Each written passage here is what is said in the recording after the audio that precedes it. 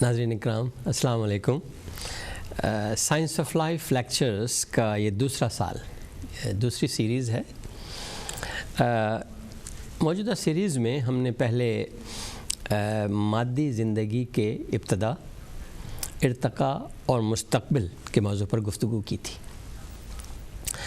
پچھلے 4 لیکچرز میں ہم نے جدید سائنس اور ٹیکنالوجی کے اس دعوے کو پرسو کرنے کی کوشش کی ہے کہ اصل حقیقت کی تلاش کے لیے مادی حقیقت کی تلاش ناگزیر ہے،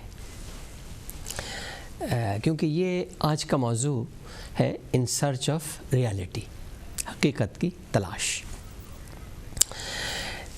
تو سائنس اس جستجو میں کہاں تک پہنچ پائی ہے، اس کا ہم ذکر کریں گے، اور آج ہم کچھ ایسے اسپیکٹس کا جائزہ لیں گے جو سائنس کے لیے تاحال لا ینحل معمہ بنے ہوئے ہیں، اور جن کا حل مادی حقیقت کی تلاش کے سفر کی راہ میں حائل بہت سی کٹھن رکاوٹوں کو دور یا ہموار کر سکتا ہے۔ یہاں یہ واضح کرنا بھی ضروری ہے کہ ان لیکچرز کو کسی مخصوص سائنسی سلیبس، ٹیکنیکلٹیز، میتھمیٹیکل ایکویشنز کی تفصیلات میں جانے کے بجائے، جو صاف ظاہر ہے کہ عام فہم نہیں ہوتی، ہم وجود اور حیات کو سائنسی حقائق کے ساتھ کائناتی موجودات اور مشاہدات اور عوامل کے تناظر اور پس منظر میں رکھتے ہوئے اس کے فلسفی اور مابعد الطبیعاتی عوامل کو بھی ملحوظ خاطر رکھتے ہیں۔ یاد رہے کہ سائنس کا محور مادہ ہے، مادے کی سائنس، علم سائنس کا، جدید سائنس مادے کا علم ہے، لیکن مادے کا ماخذ نور ہے سائنس کے اعتبار سے، اور یہی وہ سرحد ادراک ہے جہاں مابعد الطبیعات اور طبیعتی quantum mechanics, physical quantum mechanics مدغم ہو سکتے ہیں۔ نفس مضمون پر آنے سے پہلے ہم اردو کے عظیم شاعر اور مفکر حضرت مرزا غالب کی اوج وجدان کی داد دیے بغیر نہیں رہ سکتے جب انہوں نے مابعد الطبیعات کا ایک انتہائی عمیق نقطہ بیان کیا اپنے شعر میں۔ وہ شعر کیا ہے پرے سرحد ادراک سے اپنا مسجود، ہے پرے سرحد ادراک سے اپنا مسجود، قبلے کو اہل نظر قبلہ نما کہتے۔ یہ ایک بہت عمیق نقطہ ہے مابعد الطبیعات کے فلسفے کا۔ انسانی علم اور سائنس کے لیے حقیقت کی تلاش اور جستجو انسان کی مادی، جسمانی، فزیکل اور فکری صلاحیتوں کی حدود کا اعتراف بھی ہے، یعنی جستجو ہے ہی اسی وجہ سے کہ اسے کچھ معلوم کرنا ہے جو اسے معلوم نہیں ہے۔ ہر نیا انکشاف، ہر نئی ایجاد اور ہر نئی فکری اور طبیعاتی کامیابی اور ہر سوال کا جواب نئے سوال پیدا کر دیتا ہے۔ علمی سفر کا ہر سنگ میل نئی منزل کا راستہ دکھاتا ہے اور نئی مہم جوئی کے لیے تیار کرتا ہے۔ انسان چاند پر پہنچنے کے بعد دوسرے سیاروں، ستاروں، کہکشاؤں اور افلاک کی وسعتوں میں سفر کے اسباب و ذرائع تلاش کر رہا ہے۔ زمانہ حال سے ماضی اور مستقبل میں جانے کی ممکنات کا جائزہ لے رہا ہے۔ انفرادی اوسط عمر یعنی span of life, human span of life کی میعاد اور کرۂ ارض کی کشش ثقل سے آزاد ہونے کے منصوبے بنا رہا ہے، لیکن انسانی شعور و ذہانت کی اعلیٰ ترین صفت حصول علم کی کبھی نہ سیراب ہونے والی پیاس ہے۔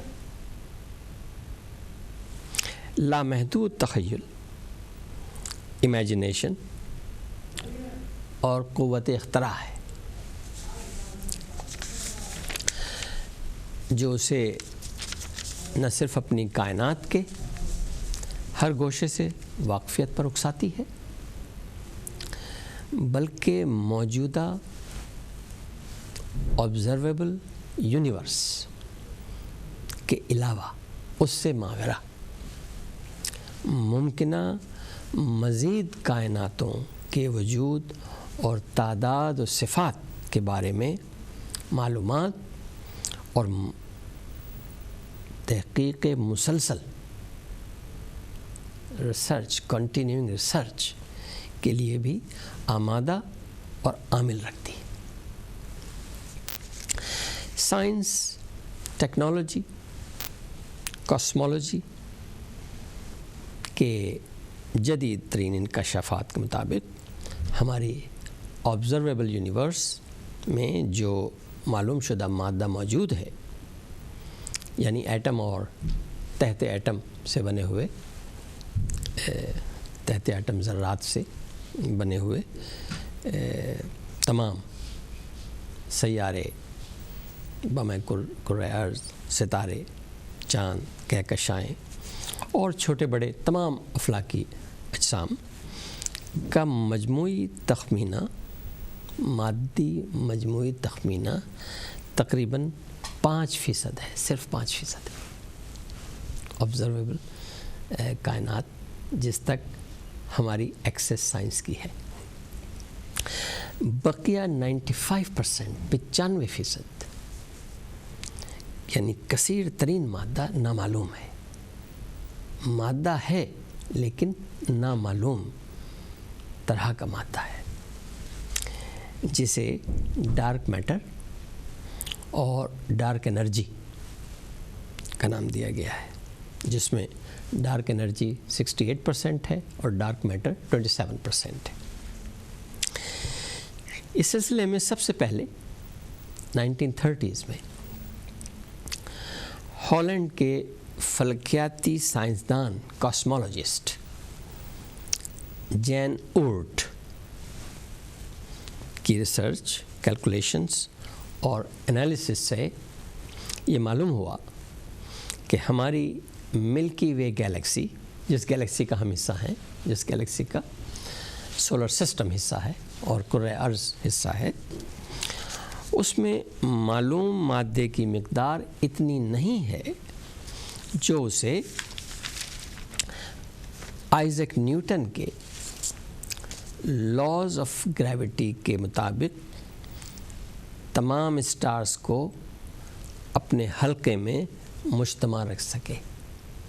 یعنی جو مقدار کیلکولیٹ کی گئی مادے کی وہ اتنی نہیں تھی جو ان تمام افلاکی اجسام جو ہماری گیلیکسی میں موجود ہیں ان کو مجتمع رکھ سکے، کیونکہ گریوٹی وہ فینومینن ہے جو ان کو اکٹھا رکھ سکتی ہے، قریب لا کے رکھتی ہے اور مجتمع، کیونکہ اس کے لیے معلوم مادے کی مقدار موجودہ مقدار سے کم از کم 3 گنی ایسٹیمیٹ کی گئی، کہ کم از کم 3 گنی زیادہ مقدار ہونی چاہیے، تب جا کر یہ جو فورس آف گریوٹی ہے یا فینومینن آف گریوٹی ہے اس کو مجتمع رکھ سکے گا۔ لیکن کیونکہ یہ مجتمع ہے تو یہ ایک سوال پیدا ہوا کہ کیا تعداد 3 گنا زیادہ ہے لیکن ہمیں تو نظر نہیں آ رہی ہے۔ اس کے کچھ ہی عرصے بعد سوئٹزرلینڈ کے سائنسدان کاسمولوجسٹ فریٹز زویکی نے اپنی ریسرچ کے نتائج کے ذریعے اس کی تائید کی۔ وہ بھی اس پر کام کر رہے تھے، لیکن 20ویں صدی کے آخر تک گریویٹیشنل لینسنگ کا سسٹم سائنسدانوں نے، کاسمولوجسٹ نے جو معلوم کیا، اور اس کے سائنسی مشاہدے کے مطابق اس کی تصدیق ہوئی، اس چیز کی تصدیق ہوئی، اور تمام سائنسدانوں نے اسے تسلیم کیا، کیونکہ گریویٹیشنل لینسنگ البرٹ آئنسٹائن کی تھیوری کے مطابق ایک ایسا طریقہ کار ہے جس میں کاسمک لائٹ کے راستے میں آیا ہوا مادہ اس کا راستہ موڑ دیتا ہے۔ کاسمک لائٹ آ رہی ہے، لیکن اگر اس لائٹ کے راستے میں مادہ موجود ہے تو وہ لائٹ اس کو ایوائڈ کرتی ہوئی آئے گی، اس کے اندر سے نہیں آئے گی، وہ راستہ موڑ دیتا ہے۔ جیسا کہ کسی لینس میں ہم ڈے ٹو ڈے لائف میں لینس میں ہم دیکھتے ہیں یہ چیز، یہ فنکشن، کیونکہ آفاقی اجسام اسپیس ٹائم فیبرک میں عمق پیدا کر دیتے ہیں، اور لائٹ کے ذرات یا لہر فوٹونز اس کے گرد ہوتے ہوئے اپنا راستہ بدل دیتے ہیں۔ اسپیس ٹائم فیبرک میں ہیوی ماس کسی بھی افلاکی جسم کا ہے جو اس میں عمق پیدا کرتا ہے، گہرائی پیدا کر دیتا ہے، تو جو لائٹ کے ذرات ہیں وہ اس کے چاروں طرف سے یا اس طرف سے یا اس طرف سے ڈپینڈ کرتا ہے اس کے ڈائریکشن پر، راستہ تبدیل کر کے آتے ہیں۔ مزید مشاہداتی تصدیق اس وقت سامنے آئی جب ہبل اسپیس ٹیلیسکوپ کے مشاہدات اور ڈاٹا سے بھی یہ انکشاف ہوا کہ کائنات پھیلتی جا رہی ہے۔ اس سے پہلے صرف کیلکولیشنز میں یہ چیز سامنے آ رہی تھی، لیکن ہبل سے یہ چیز کنفرم ہوئی اس کے مشاہدات سے کہ کائنات پھیلتی جا رہی ہے، اور جتنا زیادہ دور ہو رہی ہے اتنی ہی تیزی سے مزید پھیل رہی ہے، یعنی پھیل رہی ہے اور جتنی دور ہے جہاں تک پہنچ چکی ہے اسی تیزی سے وہ مزید پھیل رہی ہے۔ جدید سائنس میں یہ 2 غیر معمولی عوامل سامنے آئے، یعنی پہلا یہ کہ ہماری آبزرویبل یونیورس میں معلوم شدہ مادے کے مقابلے میں نامعلوم مادے کی مقدار بہت زیادہ ہے، بہت زیادہ۔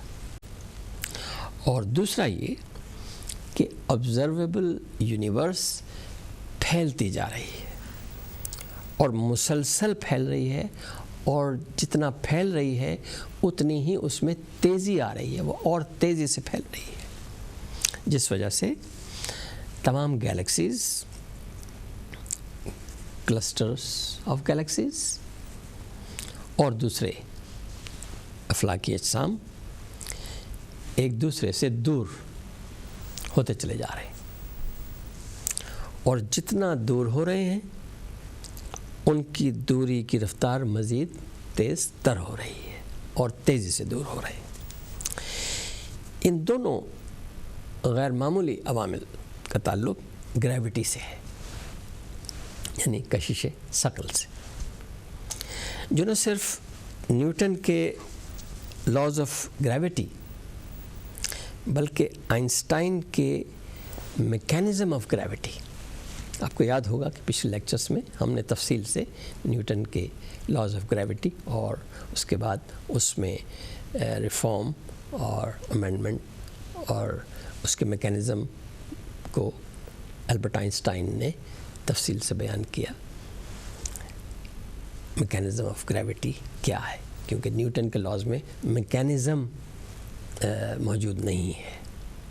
اس کی فورس، اس کی ایکویشنز، اس کی تفصیل، تمام چیزیں موجود ہیں، لیکن وہ کس میکینزم سے آپریٹ کرتی ہے یہ موجود نہیں ہے جو البرٹ آئنسٹائن نے پیش کیا. تو ان کے مطابق اسپیس ٹائم فیبرک کے تحت یہ روبہ عمل نظر آتے ہیں. فرق یہ ہے کہ کشش ثقل سے انٹریکٹ کرنے والا کثیر نامعلوم مادہ نظر نہیں آتا، یعنی 5% وہ مادہ ہے جو ہمیں نظر آتا ہے، جس میں ریڈیشن ہے، لائٹ ہے، فوٹونز ہے. لیکن 95% مادہ وہ ہے جو نظر نہیں آتا. انڈائریکٹلی یہ ہے کہ مادہ ہے، کیونکہ گریویٹیشنل لینسنگ سے یہ مشاہدہ ہوتا ہے کہ وہ لائٹ اپنا راستہ بدل رہی ہے. کیونکہ اس سے لائٹ اور ریڈیشن کا اخراج نہیں ہوتا، اس لیے روشن نہیں ہے، یہ ڈارک ہے. اس طرح کائنات کا پھیلاؤ کشش ثقل کے مخالف یا ریورس میں ہو رہا ہے، کہ اتنا زیادہ مادہ موجود ہے لیکن اس کے باوجود کائنات کا پھیلاؤ ہو رہا ہے. تو بجائے کشش کے یہ اس کے مخالف ایکشن ہو رہا ہے. گریوٹی کے بجائے اینٹی گریوٹی عامل نظر آتی ہے،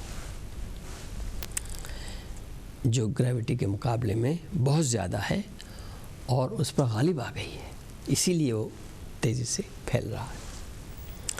2001 میں ناسا نے ایک فلکی مشینی مشن اسپیس کرافٹ جسے کہا جاتا ہے خلا میں بھیجا، جس سے آبزرویبل یونیورس کا سروے کیا جا سکے. اس میں وہ تمام کمپیوٹرز اور مشینری اور سسٹم لگائے گئے جن سے اس کا ولکنسن مائکروویو انیسٹرافی پروب اس کا نام ہے، یہ جو آپ اسکرین پہ بھی دیکھ رہے ہیں، یہ بھیجا جو WMAP اس کا اگر ایبریویشن لیا جائے کہلاتا ہے. جدید کاسمولوجیکل سائنس میں یہ ایک انقلابی اقدام کہا جا سکتا ہے، کیونکہ اس سے 9 سال کے عرصے 2010 تک جو ڈاٹا جمع ہوا اس سے موجودہ آبزرویبل یونیورس میں مادے، حرارت اور اس کی بنیادی پراپرٹیز کا نقشہ سامنے آیا، اور یہ نقشہ آپ کے سامنے اسکرین پر موجود ہے. اسے ہم کہتے ہیں cosmic microwave back ground radiation, یعنی وہ ریڈیشن جو بگ بینگ کے وقت شروع ہوئی، یہ اس ریڈیشن کی باقیات ہے. اور اس سے وہ نقشہ پورے کائنات کا بگ بینگ سے اب تک یعنی 2013 میں اس کو فائنل نقشہ بنایا گیا ہے. یہ 2010 کا نقشہ ہے جو آپ دیکھ رہے ہیں. بگ بینگ 13.8 بلین سال پہلے واقع ہوا، تو یہ نقشہ 13.8 بلین پر پھیلا ہوا ہے کائنات کا یہ نقشہ. اور یہ صاف ظاہر ہے کہ اس کی ابتدا بگ بینگ کے وقت ہوئی. اس کی موجودہ دور تک اثر پذیری کو میجر کیا گیا ہے اور اسی سے نقشہ بنایا گیا ہے. اس کے مطابق یہ کنفرمیشن ہوئی کہ کائنات میں معلوم مادے کی مقدار 5% ہے اور نامعلوم مادے کی مقدار جسے ڈارک میٹر کہا جاتا ہے وہ 27% ہے، اور نامعلوم انرجی یا فورس جسے ڈارک انرجی کہا جاتا ہے وہ 68% ہے۔ جدید سائنس اور سائنسدانوں کے لیے یہ موجودہ دور کا سب سے بڑا چیلنج اور سائنسی مہمہ ہے، یہ مہمہ ہے، بہت بڑا مہمہ ہے سائنس کے لیے، کہ آبزرویبل یونیورس کا 95% حصے کی بنیادی حیت، میکینزم اور کارکردگی کا پوری طرح تعین ہی نہیں کیا جا سکتا۔ 95% کا، اس تمام جدید سائنس کی ترقی کے بعد ہم 5% تک پہنچے، سوائے اس کے کہ یہ کنفرم ہو رہا ہے کہ گریوٹی اس سے انٹریکٹ کر رہی ہے۔ یہ مادہ بلیک میٹر، بلیک انرجی دو شکلوں میں موجود ہے، مادہ بھی اور انرجی بھی، کیونکہ گریوٹی کا انٹریکشن ہمیں ثابت ہو رہا ہے ہمارے تمام سائنسی سسٹم سے، اور ان کی موجودگی اور عملداری کی بالواسطہ توثیق ہو رہی ہے۔ ابھی تک جتنی بھی طریقے آزمائے گئے ہیں اس میں اس کی توثیق ہو رہی ہے۔ امر واقعہ یہ ہے کہ جب تک ان دو غیر معمولی کائناتی عوامل کے تجرباتی اور ایمپیریکل اور صفاتی تصدیق اور تفصیلات نامعلوم رہیں گی، کائنات کی پوری مادی حقیقت نامعلوم رہے گی۔ یہ ایک بہت بڑا انکشاف ہے، مہمہ بھی ہے اور انکشاف بھی ہے سائنس کے لیے۔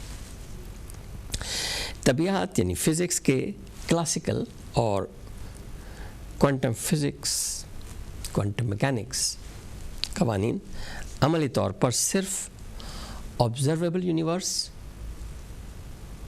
کے آبزرویبل میٹر یعنی صرف 5% کا احاطہ کرتے ہیں۔ 95% کی اصلیت کھلنے کے بعد ہی یہ معلوم ہوگا کہ یہ قوانین کس حد تک برقرار رہتے ہیں اور کس شکل میں برقرار رہتے ہیں۔ جہاں تک کرۂ ارض اور عرضی حیات کا تعلق ہے، اس کا تعلق صرف بلا واسطہ معلوم شدہ مادے سے ہے، اور بظاہر نامعلوم مادے کا تعلق کائنات کے بڑے افلاکی اجسام سے ہے۔ اس لیے انسانی حیات کے حوالے سے یہ کسی تبدیلی کا باعث نہیں بن سکتے۔ اس میں انسانی حیات اور کرۂ ارض کے پوائنٹ آف ویو سے کوئی فرق نہیں پڑتا، کیونکہ اگر ان کا کوئی مختلف اثر ممکن ہوتا یا ہے تو وہ واقع ہو چکا ہے، کیونکہ یہ اثر کا تعلق ان کے وجود سے ہے، اثر کا تعلق وجود سے ہے، نہ واقفیت سے نہیں۔ ہماری واقفیت سے اس پر کوئی اثر نہیں پڑتا۔ اگر وہ موجود ہے اور اس کا اثر اس پہ پڑنا تھا تو وہ پڑ چکا ہے، تو اس لیے کرۂ ارض اور اس کی حیات کے لیے اس کا ڈائریکٹ کوئی تعلق یا اثر یا کوئی کسی قسم کی پریشانی سائنسدانوں کو نہیں۔ آئنسٹائن کے کاسمولوجیکل کانسٹنٹ، اگر آپ نے کچھ پچھلے لیکچرز سنے ہوں تو ہم نے کاسمولوجیکل کانسٹنٹ کے بارے میں بھی تفصیل سے بیان کیا ہے۔ اس میں ہم آہنگی کی تصدیق ہو جاتی ہے تو یہ مسئلہ بڑی حد تک حل ہو سکتا ہے۔ اس کے ساتھ ساتھ کوانٹم گریوٹی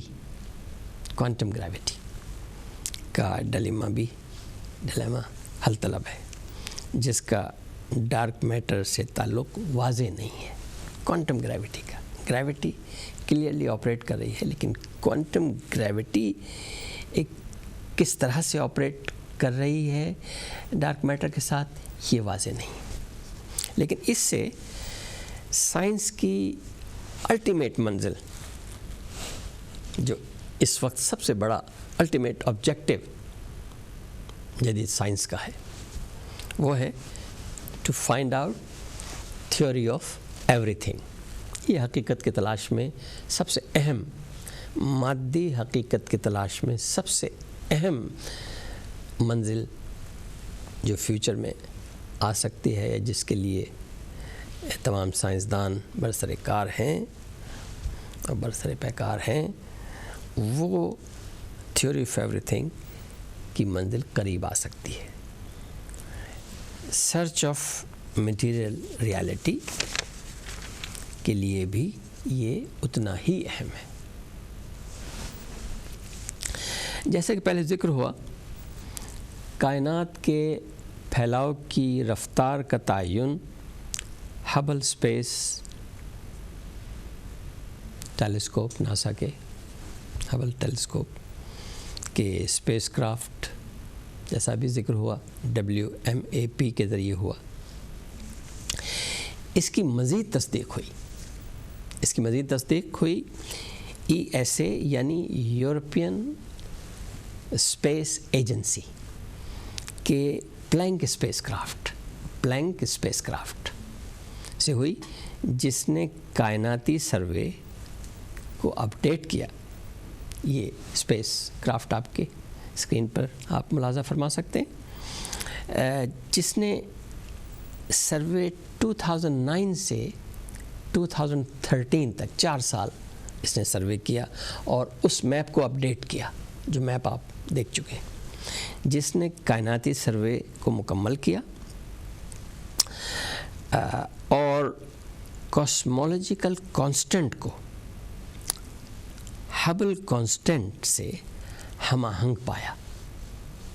اس میپ سے یہ چیز ظاہر ہوتی ہے کہ کاسمولوجیکل کانسٹنٹ اور ہبل کانسٹنٹ، جو اوریجنلی آئنسٹائن کا گریویٹیشنل کانسٹنٹ تھا، وہ ایک دوسرے سے ہم آہنگ ہیں، ان کی مقدار وہی ہے.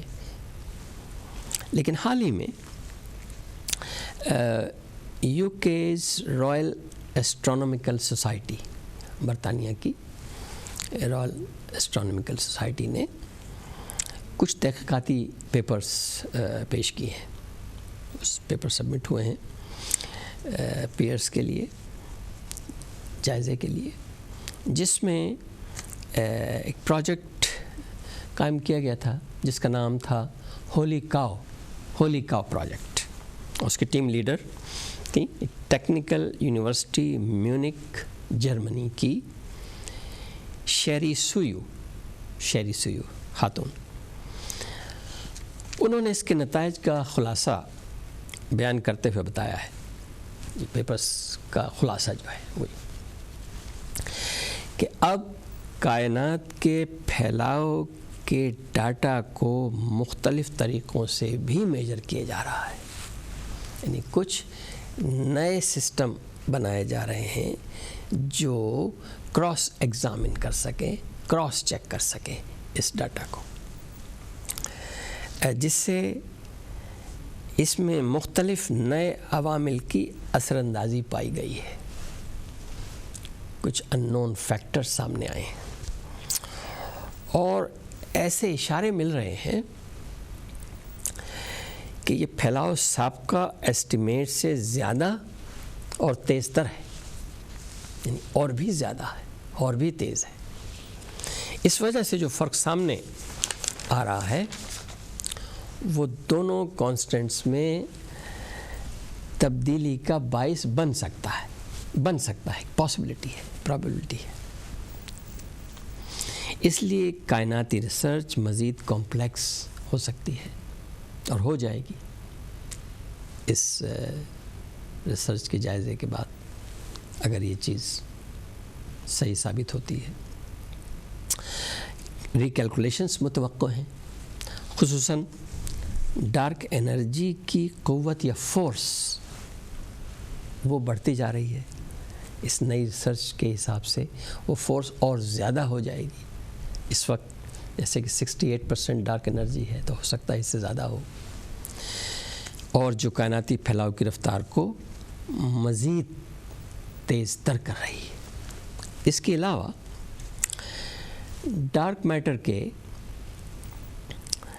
بنیادی پارٹیکل ویوز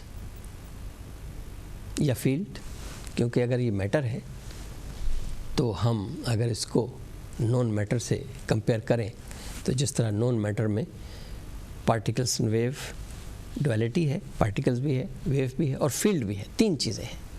میٹر میں سیکوینس 3 چیزوں کا ہے. فیلڈ ہوتی ہے بنیاد میں، ویوز ہوتی ہیں اور پارٹیکلس ہوتے ہیں. آبزرویشن کے وقت یا پارٹیکل سامنے آتا ہے یا ویو سامنے آتی ہے.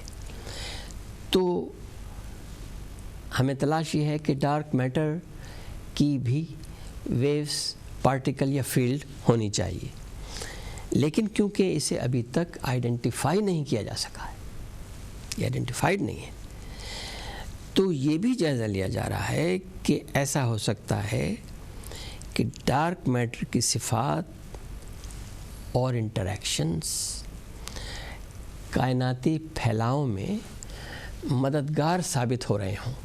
یعنی ڈارک انرجی بھی آپریٹ کر رہی ہے اور ڈارک میٹر کی کچھ صفات ایسی ہیں جو اس میں مددگار ثابت ہو رہی ہیں، اس رفتار کو پھیلاؤ کی تیز بنانے میں ان کا حصہ ہے.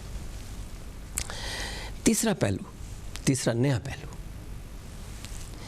یہ بھی ہو سکتا ہے کہ ڈارک میٹر سے ڈارک ریڈیشن، یعنی اب ہم ڈارک میٹر میں ریڈیشن نہیں پا رہے ہیں، کوئی ریڈیشن ہمیں نظر نہیں آ رہی، یا کوئی سگنل ریڈیشن کا نہیں ہے جسے ہم انڈائریکٹلی ٹریس نہیں کر سکے ہیں، لیکن ہو سکتا ہے کہ وہ ڈارک ریڈیشن ہو، کیونکہ ریڈیشن لائٹ کی شکل میں نظر آتی ہے، فوٹونز کی شکل میں نظر آتی ہے. تو ہو سکتا ہے کہ کوئی ڈارک ریڈیشن ہو کا اخراج ہو رہا ہو، جس کو ہم ٹریس نہیں کر پا رہے ہیں کیونکہ وہ ڈارک ہے. اور اسی طرح سے ڈارک فلوئڈ، یہ ڈارک فلوئڈ کی شکل اختیار کر لیتا ہے، اور یہ ڈارک فلوئڈ کے طور پر ایک ہی چیز کا ایک ہی فینومینن کے 2 پہلو ہوں، پازیٹیو اور نیگیٹو. ان نئے ممکنات کی وجہ سے آئنسٹائن کی theory of general relativity theory میں بھی کچھ تبدیلی یا ترمیم کی گنجائش پیدا ہو سکتی ہے. تھیوری اپنی جگہ ہے، اب تک کے تمام کائناتی عوامل پر صادق آتی ہے. ہر چیز، ہر نئی ایجاد، تمام جدید سائنس میں جو کچھ بھی آپ دیکھ رہے ہیں، انوینشنز، افلاکی، ٹیریسٹریل، سیلیسٹیل، سب میں آئنسٹائن کی theory of general relativity and also theory of special relativity پوری طرح سے صادق آ رہی ہے.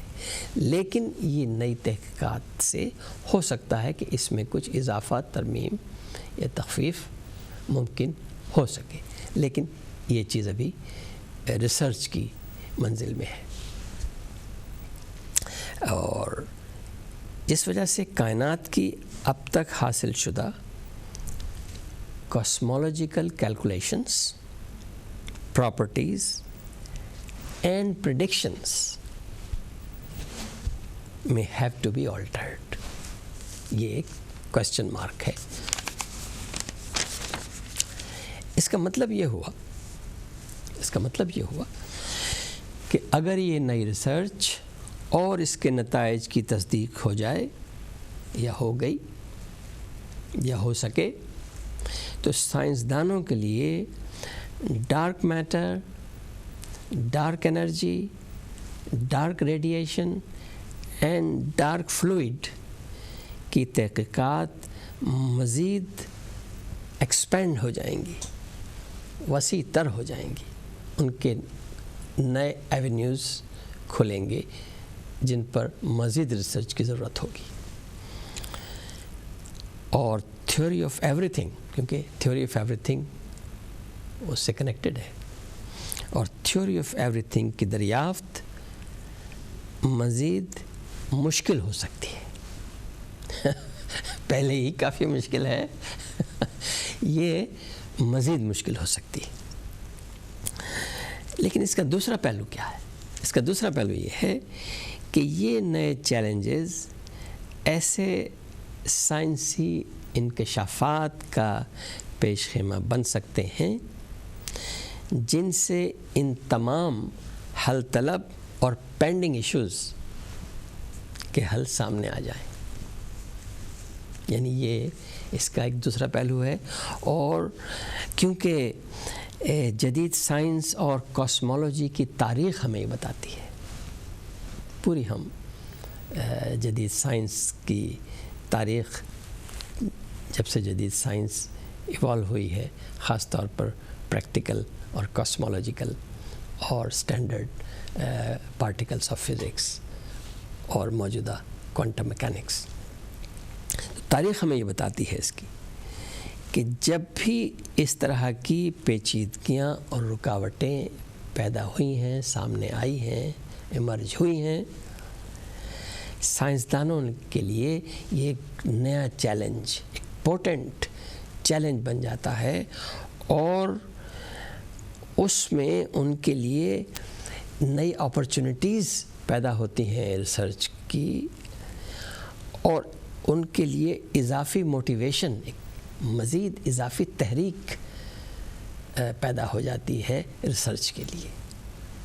زیادہ ایفرٹس اس میں کنٹریبیوٹ کی جاتی ہیں، اور اس کا نتیجہ جو اب تک سامنے آتا رہا ہے وہ یہ آتا رہا ہے کہ نئے ایونیوز کھل جاتے ہیں، ریسرچ کے نئے ایونیوز کھل جاتے ہیں. اور یہ سائنس کی بیوٹی ہے کہ سائنس جہاں اب یہ سمجھتی ہے کہ اس کی رکاوٹیں ہیں یا وہ پوری طرح سے اس سے واقف نہیں ہے، وہ اس کو اس کی واقفیت کے لیے سربراہ عمل ہوتی ہے، سرگرم ہوتی ہے.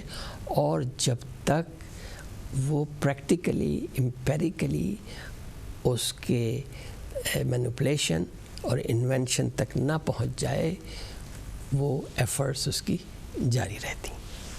تو آج ہم یہیں توقف کریں گے اور اسی جائزے کو نیکسٹ لیکچر میں جاری رکھیں گے، جو انشاءاللہ اگلے سنڈے اسی وقت ہوگا. خدا حافظ.